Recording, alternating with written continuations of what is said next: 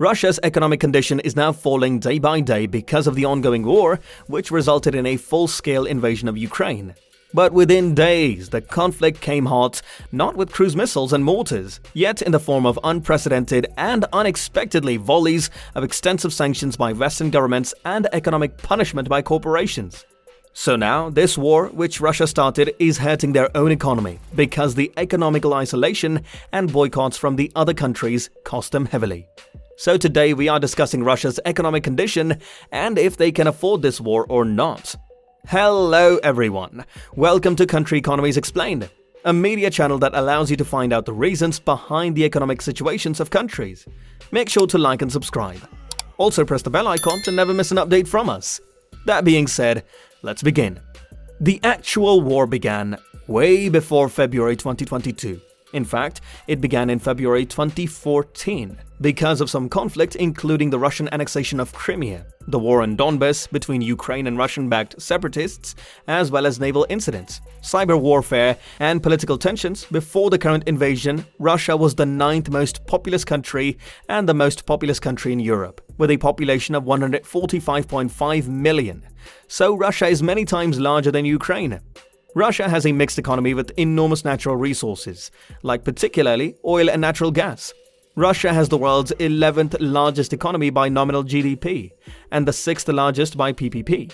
But in 2017, the large service sector contributed 62% of total GDP, and the industrial sector 32%. The small agricultural sector roughly 5%.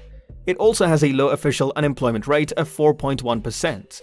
And their foreign exchange reserves are the world's 5th largest.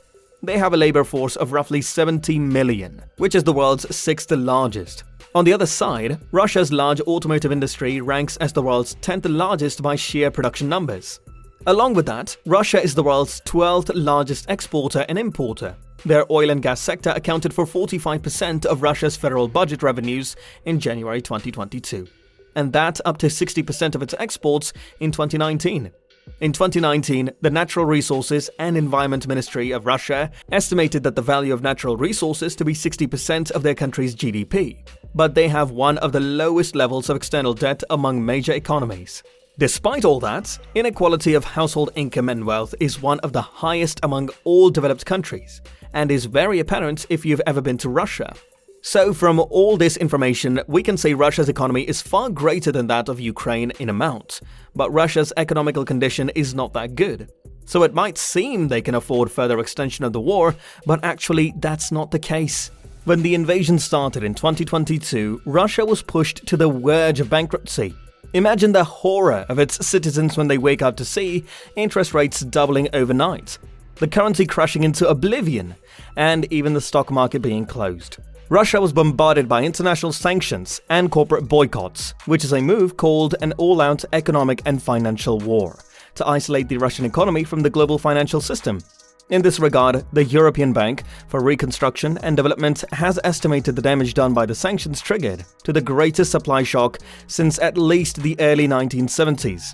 This alone will retract Russia's economy by 10% in 2022, while other estimates have suggested that these sanctions will cost the Russian economy 30 years of development, which will reduce the country's already low living standards to deplorable condition. The Kremlin might want to continue this invasion, but the people of the country are paying for it, if not in blood, then in poor living conditions and economic crisis.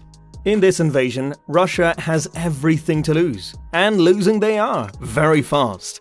According to Ukrainian estimates, Russia lost 30,000 troops, more than 1,300 tanks, 300 armored vehicles, over 600 artillery pieces, 200 planes, and nearly 200 helicopters. This is not even considering the loss of very expensive long-distance launch platforms, of which they lost over 300 units.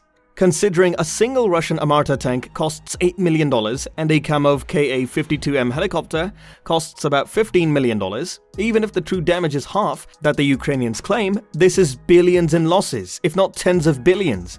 And that all just in equipment, not sanctions, not the economic collapse, nor the inflation.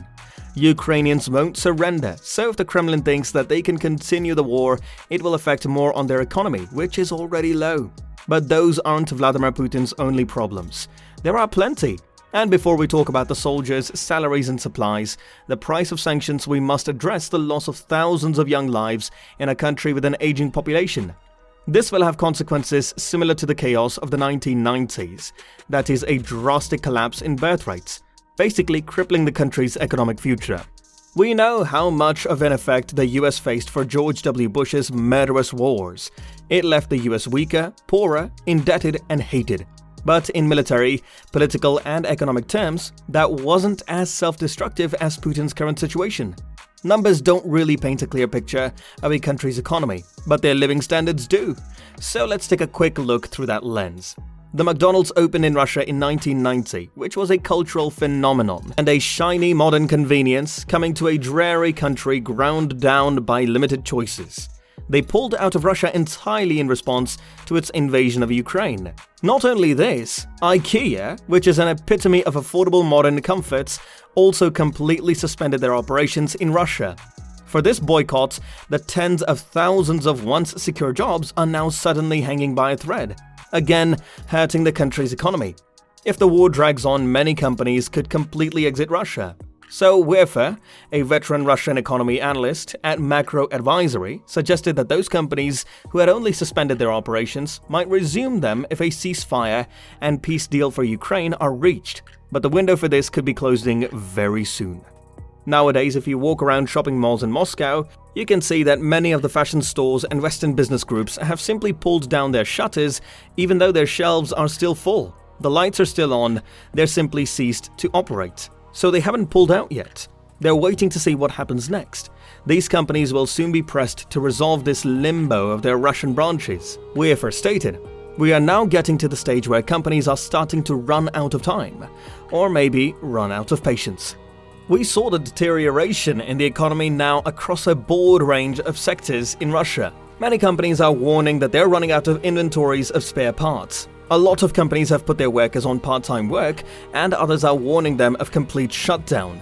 So there's a real fear that unemployment will rise in the upcoming months, which in turn will cause a big dip in consumption, retail sales, and also in investments. Andrei Kolesnikov of the Carnegie Moscow Center wrote in a commentary that the Russian society is right now gripped by an aggressive submission and that the degradation of social ties could accelerate. So, after going through all the economic events that took place in recent days in Russia, and knowing about their present economic status, it wouldn't take a genius to figure out that Russia really cannot afford to continue this war. And if they do, the future for its citizens could be horrifying.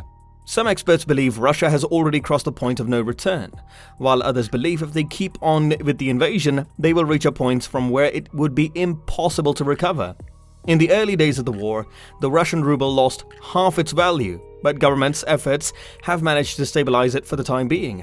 The boycott and isolation from the other countries has cost them a pretty penny. This war has also undone a lot of diplomatic bonds with countries throughout the world, and it will take major effects to resume trade and establish economic relations with them. The Russian government at this point really cannot afford to continue this war if they want to avoid sending the country's economy into a downward descent leading to economic collapse. What do you think?